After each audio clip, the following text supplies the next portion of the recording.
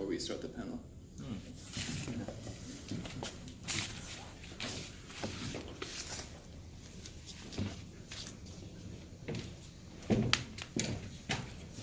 Good morning. My name is Jostein Kolsvedt. I'm the Executive Director of the Rafto Foundation.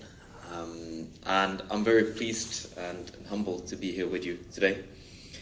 The Rafto Foundation supports human rights defenders worldwide. Every year, for the last 31 years, we've been handing out a Rafto Award.